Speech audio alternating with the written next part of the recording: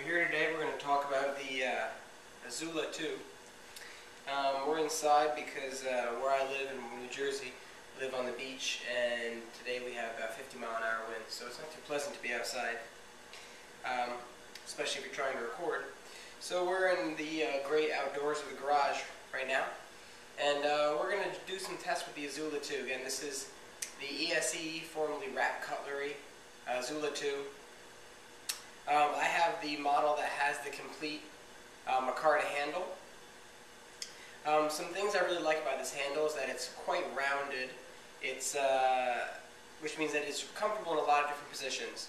The one thing I have noticed about it, which you can't really complain about because it's a small knife, but because of the size, if you do use it for a long period of time, you have a tendency to pinch parts of your palm and create blisters, because it's not just a comfortable hold. I mean, it's comfortable for the size, but you wouldn't necessarily want it to be your main knife if you were going to be working, doing a lot of woodwork for a long period of time.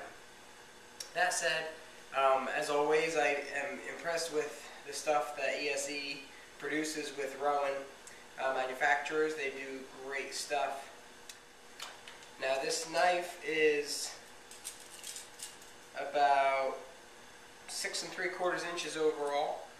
The blade has a cutting area of about 2 3/4 inches.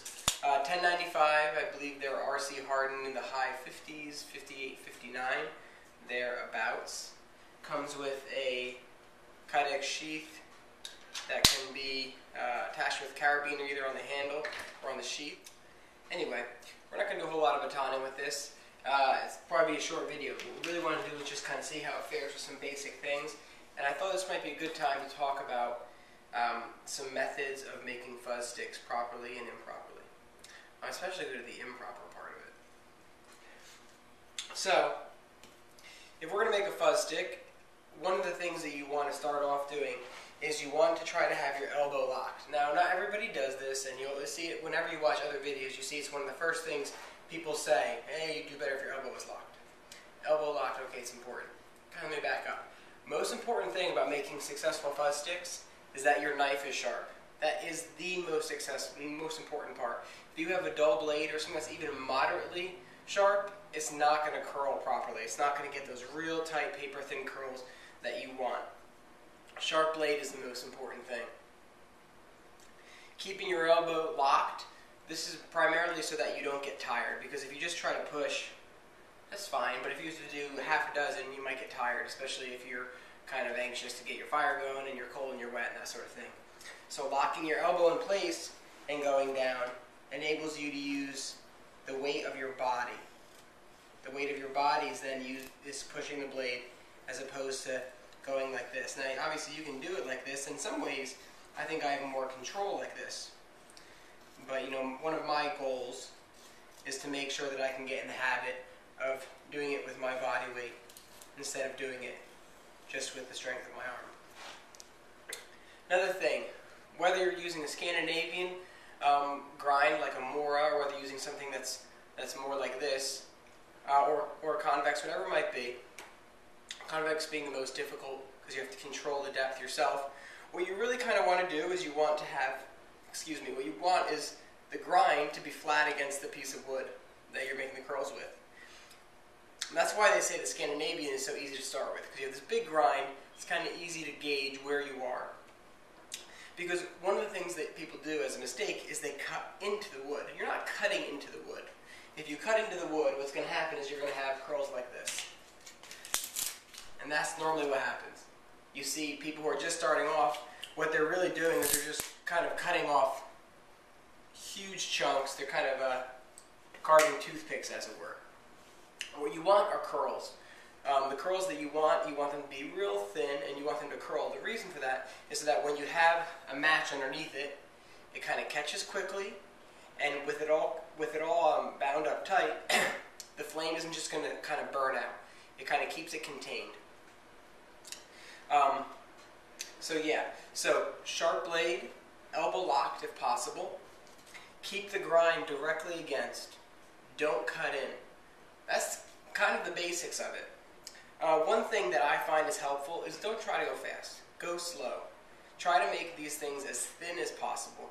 You know, your goal is to use this to help you start a fire.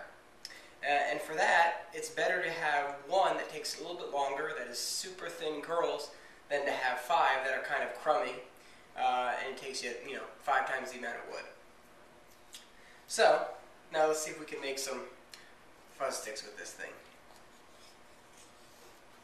Another thing you want to do, and this is kind of where I am in terms of trying to improve my curls, is you want to try to use the bulk of the blade, so that you're using the whole piece of wood rather, and you're kind of going through the whole course of the blade as that happens. You're going down. I have a bad habit of kind of using maybe a 5-inch section and then not really taking advantage of the rest of it. What you find is this: if you go straight down, all your curls are going to go straight down. If you have your blade tilted like this, the curls are going to go like this. They're going to go out towards the side. If you have them tilted like this, the curls are going to go this way. Now, when you get really good, the idea is that you want to be able to get all your curls so they're bunched at the bottom. And you can actually do that by angling your knife in different ways, so you can eventually get a nice big fist of curls there at the bottom, which will take a match great, and it will burn for a long time, and you can use it to start your fire.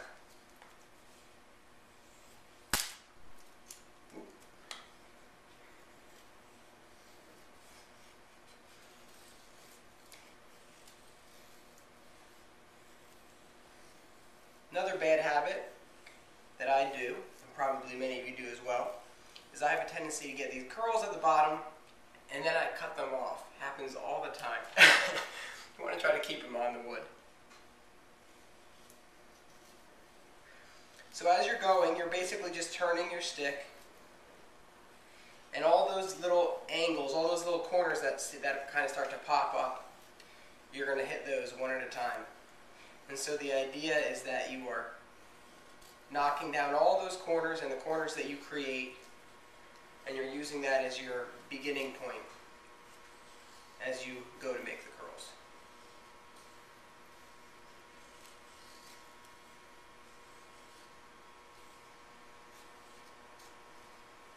This takes practice. These kinds of things, they don't just, you're not going to do it well your first time. And I've been making these kinds of fuzz sticks for 2 years or so. And I tell you what, you have good days and you have bad days. You have days when you feel like it's working, and days when you feel like you're the biggest newbie on the face of the planet. Just got to keep practicing. Keep going.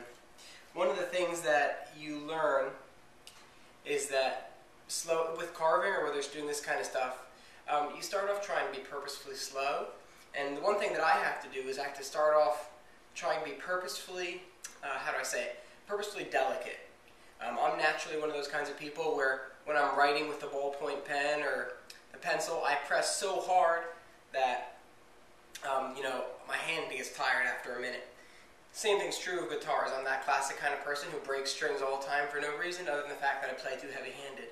I do the same thing with this. I have a tendency to kind of tense up, try to be relaxed about it, and just try to shave it as if you were shaving the hair off your arm. Just like you're shaving.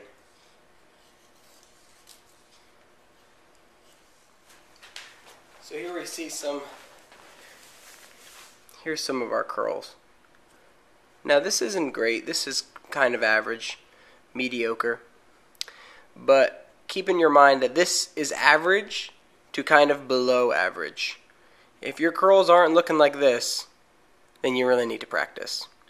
Because this is not exceptional. If you read Morris Kochanski's book, or for example, if you look at some of the blog posts by Jim Dillard on Ben's Backwoods blog, you see what happens when guys really know how to make fuzz sticks. But that's kind of what it looks like.